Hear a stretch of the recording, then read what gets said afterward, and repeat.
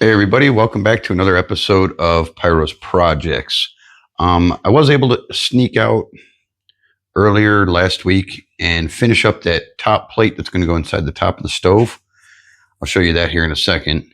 Today I'm going to go ahead and get the lip or the bead rim edge, bead edge, cut off of the top of the stove so that it'll nestle down inside the Dayton rim like I did for the bottom. So I'll put you guys on time lapse for that, but I'll show you what I was talking about with that top plate. All right, right here, I went ahead and just welded that whole plate in. That will basically stop the flames from just going straight up the flue. So I did get a hold of these things. These are 22-inch long bolts. They're 1.1/8 in diameter. And I'm going to cut these down a little bit. I'm going to use these for the actual fire grate in the base of the stove. That's going to be an interesting one to figure out, but we'll get to that in a little while. I'm hoping to get some of that done today as well. So we'll see how it goes. Switch you guys over to time lapse. I'll get this rim cut up and we'll move on from there.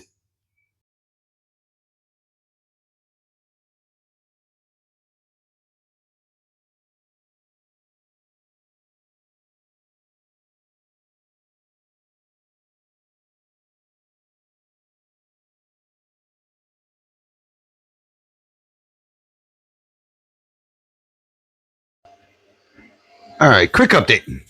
I got that outer lip of the bead lip cut off, and I went ahead and just went around and knocked all the slag and just barely smoothed it up a little bit.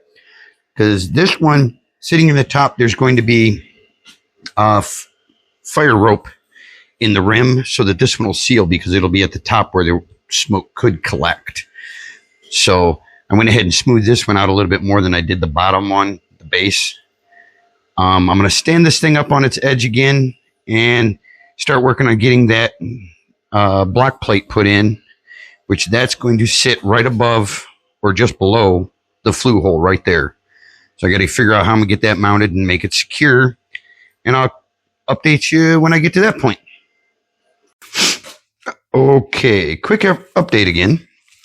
I got that block plate welded in there. You can just barely see it through there because of the shadows. I'll pause the video. I'll flip it up so you can actually see it from the inside.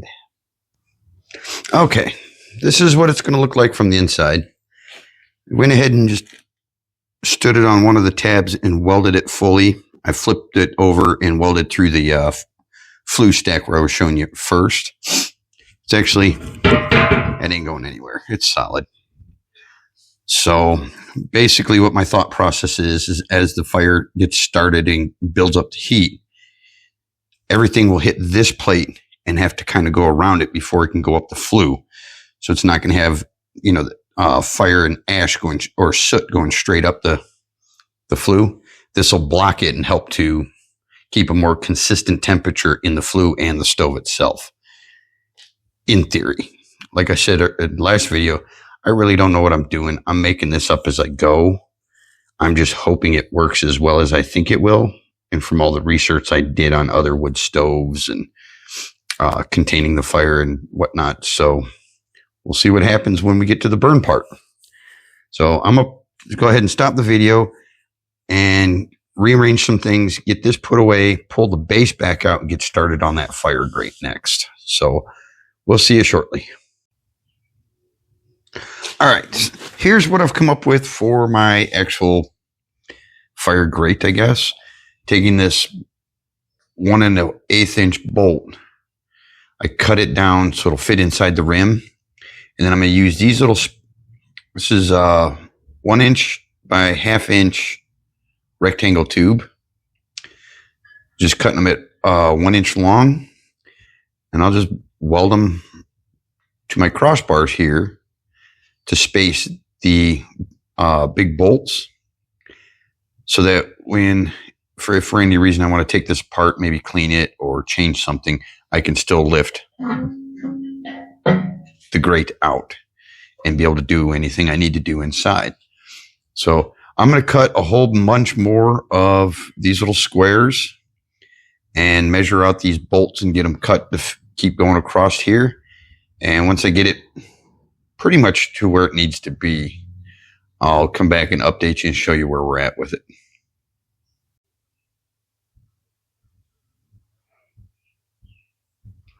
All right, here's what I've come up with for the fire grate. So I took the 1-inch square stock and went straight across on the two sides. And then I used these little guys right here. This is that 1-inch by 1/2-inch rectangle tube.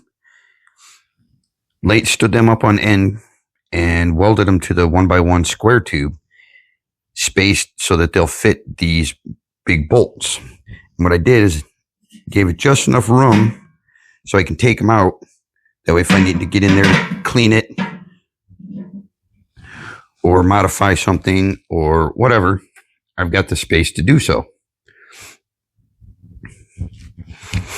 I went ahead and added these little tabs on the ends to kind of take up a little bit of the space so there wasn't quite such a big gap at the end, because I wasn't going to get another bolt in there. So that's what it's going to look like. Maybe I'll pause the video and I'll set a couple of logs on the top just to kind of give you an idea of how much space I'm working with. Okay, these are standard 16-inch cut fireplace logs. So this is actually 3 of them sitting in here right now. There's 1, 2, and the third one. And what the goal is when I finish it and have the body on, I'm going to do 2 layers like this, and then the smaller stuff on the top, and then the kindling on the very, very top to light it so it has to burn down through all of this heavy log, which should give me a nice long burn time, in theory. Like I said, I really don't know if this is going to work. I'm hoping it works as well as it works in my head. We'll see when the finished product. I'm going to go ahead and get this part put back out of the way and probably start cleaning up the rims for the middle section of the body. We'll see how far I get in that today and whether or not I start assembling anything, or if I end up just having to call it quits for the day, depending on the time. So I'll get back with you in a little while. Okay, thought I'd show you what I've got going on here just because it makes life a little bit more simple. Trying to figure out how to line up the rims for the center section of the firebox and make it easier to, weld them together, cut them up, the hole in it to mount the front part for the door, all of that good junk. Well, trying to come up with something, and it's like racking my brain about it. I finally came up with this. So what I have here is a couple of long pieces of 1.5 by 2. No, it's 1 by 2. I apologize. 1 by 2. And I've got a couple of crossbars tacked into place at each end. What I did is I measured it out to 12 inches at every end, just to make sure it's nice and tight and square. And what I think I'm going to do is I'm going to put these rims up in here, and that'll line everything up so my edges are all nice and even for, welding it together and, just assembly, because it'll get it up a little bit higher so I can stand up instead of sitting on the floor or whatever. So I'm going to put you guys in the tripod. I'm going to get the 3 rims up here and show you what it looks like.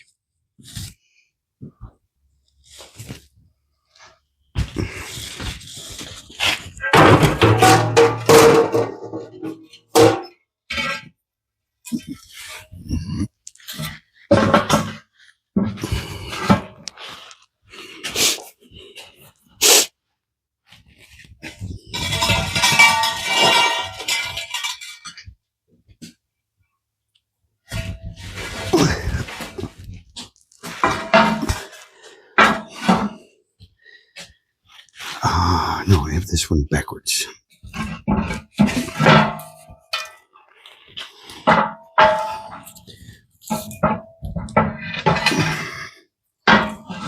There we go. Now, scooch that.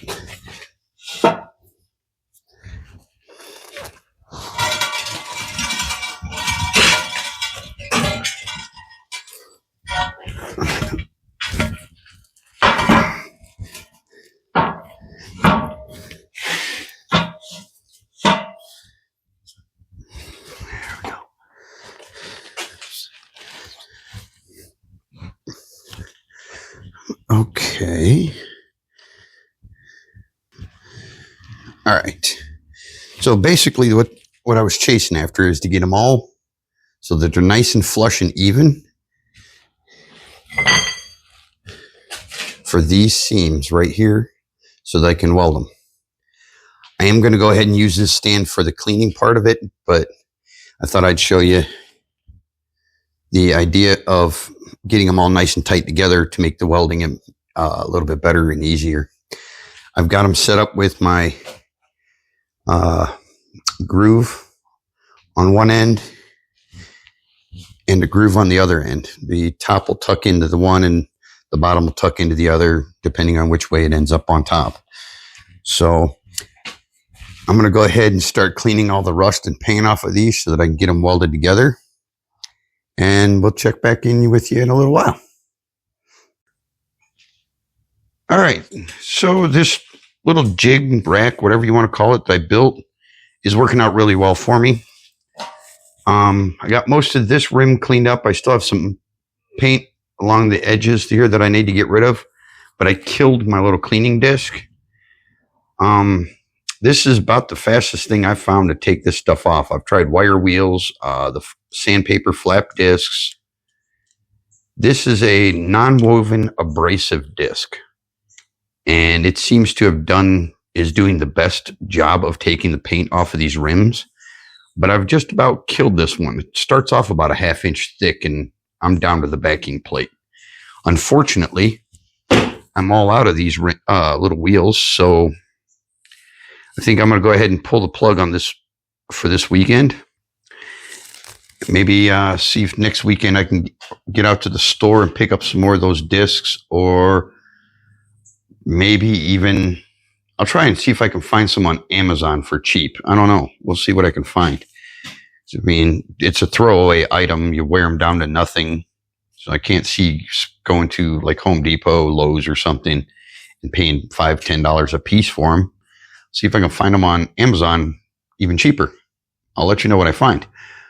But I'm going to go ahead and call it for this weekend because I'm dead in the water now. I can't take any more paint off.